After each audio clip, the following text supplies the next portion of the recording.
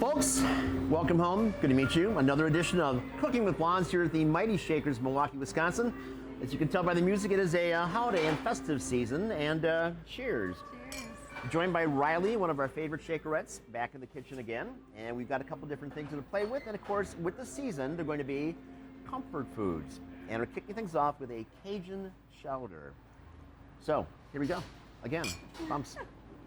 On this pan over here, we've just got some bacon that's rendering down. And very importantly, I want to keep the fat on this because fat is where the flavor is. So Riley, if you'd be so kind as to take this knife. And again, it's very sharp, so be careful with that. And while she works on that, I'm going to take this knife, pardon me.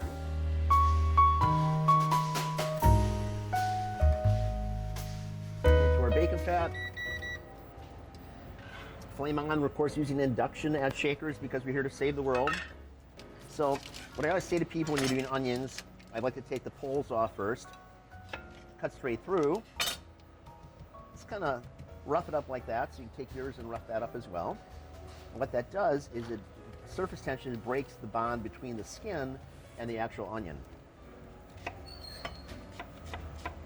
So what I do like this, I'll go halfway through a larger onion, turn it around so you maintain this like little crown point, which is easier to hold using your fingers as a guide all the time because you, again, want to keep your fingertips attached. Now this is going to go right on top of the other onions. I'm using two different things. Sometimes use shallots in here as well. You can use leeks, a variety of things. I'm not a stickler on particular measurements for our recipes here at Shakers, except when we bake, but cooking is a whole different concept to me. In many ways, let the food talk to us. Riley, if you'd be so kind as to take your bacon and put it into that pan as well.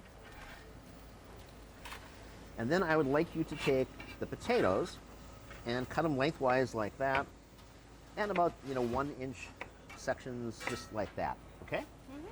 So much of what we do here is really a one-pan process.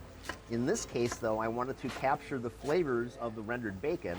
So we're starting off our veggies in this container. So it's just going to be almost like a mirepoix, where we've got kind of equal parts of a celery, a carrot, and of the onion.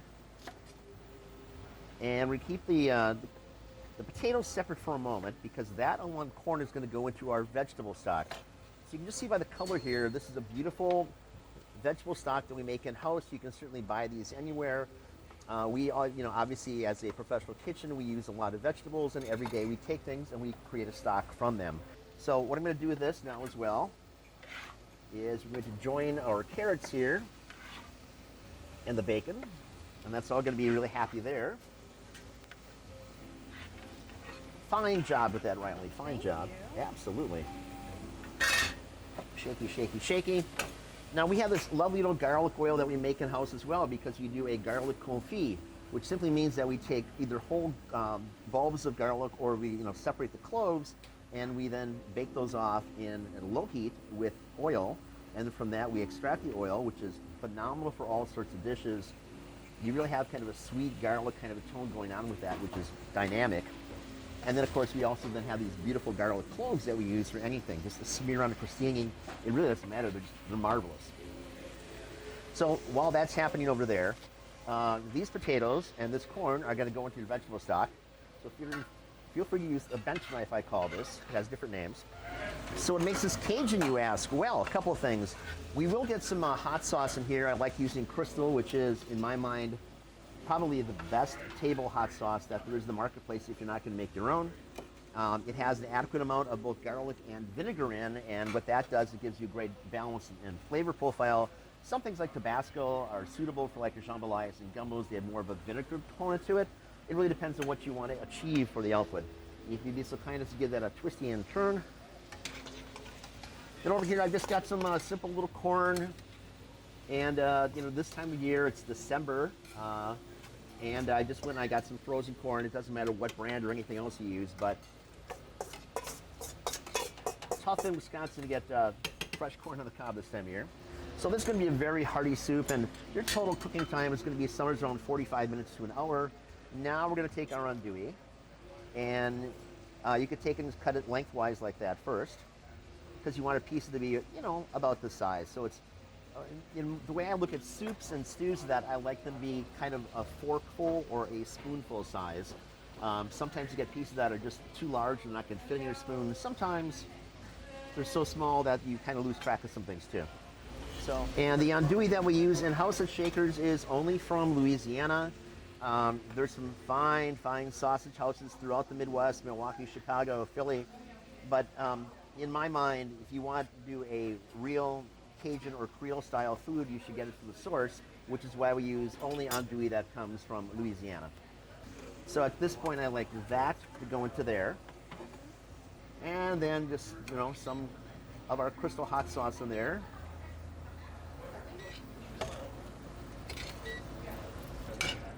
So as soon as Riley's done with that, I'm going to have her take the andouille, and the andouille is going to go into the same pan, using again not just the flavors that we've rendered from the vegetables, but certainly that lovely fat that all came off the bacon to begin the process. Unfortunately, I see a lot of people in their houses that will toss out that pan and go to a fresh pan. You don't have to. In fact, you definitely want to get the flavors that are here, the font that's here in the bottom, because that's really the magic of all this. All right, so andouille into there. Perfect. So at the same time, while this is just going to cook away, obviously that's going to saute for a moment or two, and they're going to add this into here. And again, we're looking at a little period of time is going to go by before this is ready, but this is the essence of what you want. The flavors are all going to pop off of here. What I put in is our own house Cajun blend. We also sell this in the retail marketplace, but it's primarily going to be cayenne, paprika, garlic, salt, of course, a few different chili peppers that are in there, and it just gives it a great flavor. And I want to comment too about a lot of Cajun food, especially up in the north that you get, where it's really hot, and it's really too hot in so many ways. My whole approach to Cajun or Creole cooking is that you want the flavor and the balance, and yes, you want some of the nature of the chili pepper as well, because it's exciting, right? But you don't want it so hot that you can't taste anything. So, as you can see, it's just starting to turn right now. We'll take a little bit more of the garlic oil and just give it a good little smoosh in there. Maybe a touch more. Why not? Perfect. And the other thing about this beautiful oil is that it's going to add sheen to your finished product as well. So, as a chowder, and one of the components of a chowder is that you're going to have potatoes and corn in it. We have that. We will put this cream in here as well. It is a cream soup. I'm just going to want this to reduce down by itself for a while first. So when it's appropriate, so almost there, we can take this and put this into here, and then we're going to work on our shrimp bisque. Sound good? Oh yeah. Okay, perfect. Have at it. Into the pot.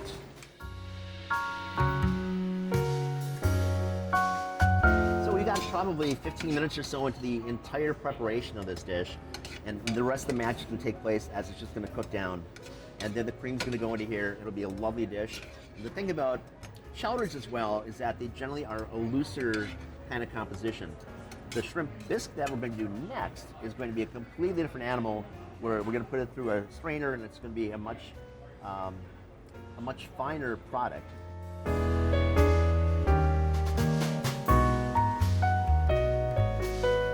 And then we're going to grab our shrimp.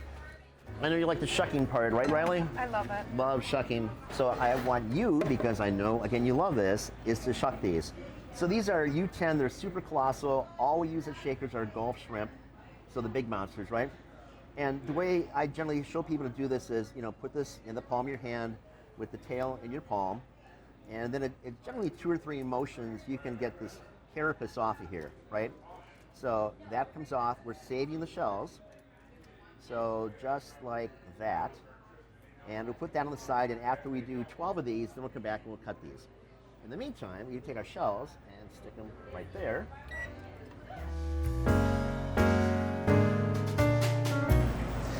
And just a little touch of oil to move the process along here as well. So then to cut these, we're just gonna go down the backside like that, and we're cutting about 1/4 or 3/16 of an inch thick.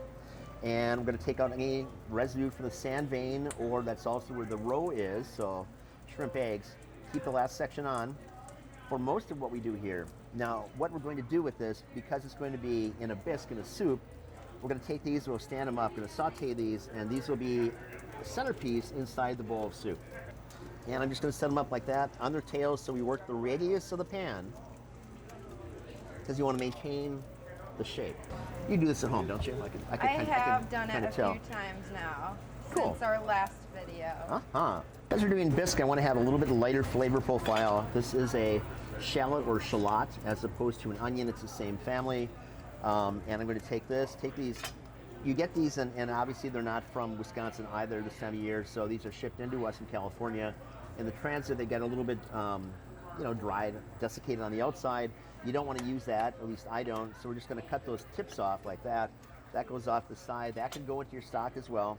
And because we're doing something a little finer, though we are going to cut all this down, I'm going to just cut these a little bit more delicately than I did with the onion.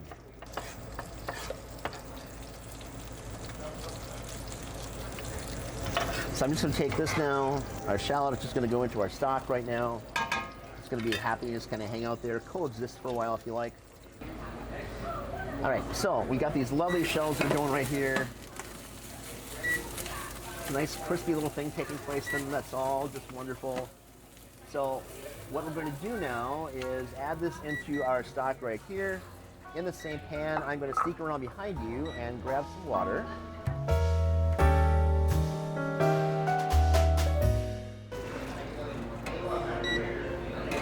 So by doing that, we're getting some of the flavors as well that came off of the shells. And the reason that you heat them first is the same thing with any type of other animal protein that you're doing. So it could be beef, it could be veal, it could be pork, it could be certainly chicken. If you roast the bones first, you get a ton of flavor off of them, right? So you can just put them in your oven as well. It's the same thing. 10, 15 minutes, that's all you need to do. You extract so much more flavor. And when you're talking about something like a veal or a beef or like a lamb, you get all the marrow flavors as well, because that helps to release the collagen, and the collagen has a lot of flavor. It's really good for you as well. So this is going to work around and do its own little thing for a minute. Get these back on. We're just going to cook these and then put them off to the side. This is the bulk of what our soup is going to be. We could, from this point, take it through a few different strainers, a few different operations, do different things with it. What I'm going to do is get just a little basic tomato paste. And then with our pan that's over here, I am going to take some white wine and some cognac. Lovely from Oregon, a Riesling, high degree of fruit acid. So we're not technically deglazing because we're not hot enough for that, but I want to get as much flavor off this as we can, and we got a bunch with the water anyway, so about an ounce of that there would be great. And lastly, let's get a little bit of sherry. So the sherry could go in at different times. I do think that the bisque, especially any seafood bisque, so lobster, scallop, shrimp, crab, benefits from having sherry and from having the combination of that and cognac. About an ounce would be good.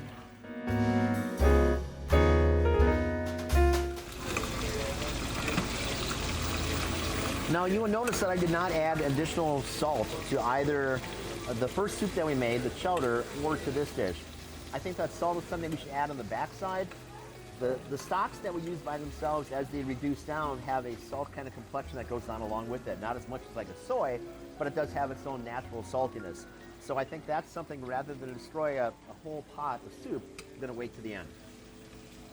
I'm going to give you just a touch more, because it's that big garlic flavor that we've got moving through here. We can turn that off for the moment. But you see, we've also picked up the coloration that goes along with, obviously what we were cooking here ahead of time, the shrimp shells.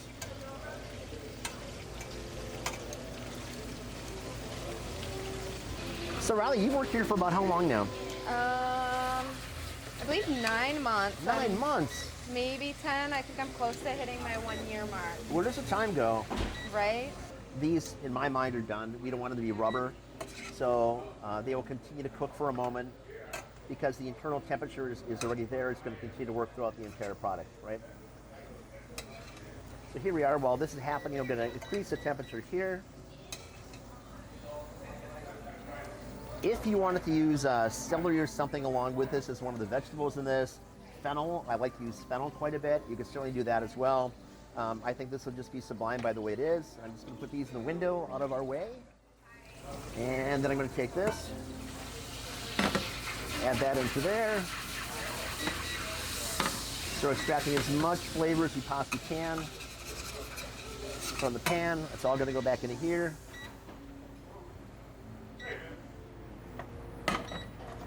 Gonna let this cook together for a moment, and then what we're gonna do with this is gonna put this into a blender and blend this down. Doesn't that sound like fun? It does. See if it works out.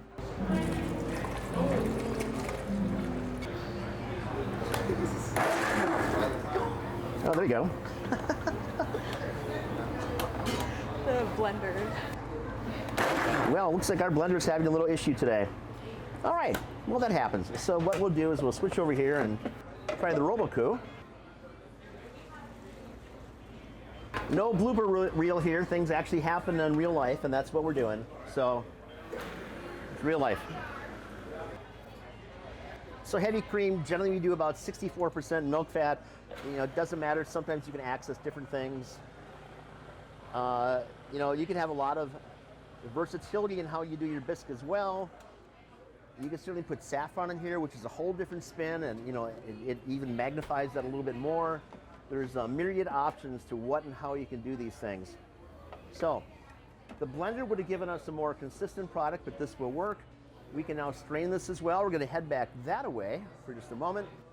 And if you hold that, that'd be great.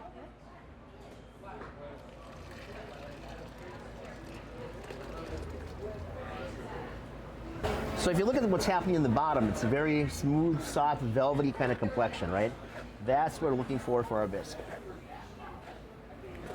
Now, by taking the shells as well and grinding them up, you get a whole different, both a texture that goes on with that, but you also just get a really neat little mouthfeel that goes along with it. So while this is happening, I'm going to put it back on heat for just a moment. I like my bisque to be real thick and dense. So we're almost there, but not quite. So what we can do is take more heavy cream, just put it back into our Roku at this point, and from there we can blend that up to have a real cool little product. Again, this is the improvisation portion of this. Sometimes, again, things don't work out the way you want them to. But again, as Julia Child said, don't apologize because you're cooking and most people don't even make the effort. Heavy cream, again, I prefer a blender over a processor, but we'll see what happens. So the theory is that we're aerating this, and so getting air into this is going to help to solidify the cream, the solids that are in here, and to boost it up and give it some volume as well. That volume then we're going to translate back into the pot in our bisque, and that should really make that into something special. So if we had the blender working, we'd have much faster rotation taking place and a more volumetric just because of the way the shape of the container is. But again, plan B, plan C, whatever it takes, right? So you can see that we're thickening up, right? So this is the same kind of process that we use for desserts and things like that. So Riley, what I'd like you to do is to take this and to take a spoon and start to gradually incorporate some of that into your stock pot. And stir. Go ahead. Should I use Same one's the good. same one? That's good. So fold slowly, slowly.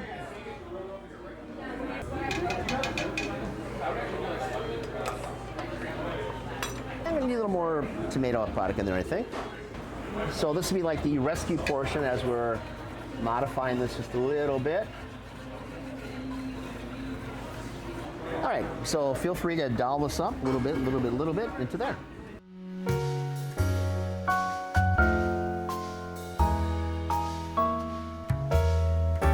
Good? That's good. Okay.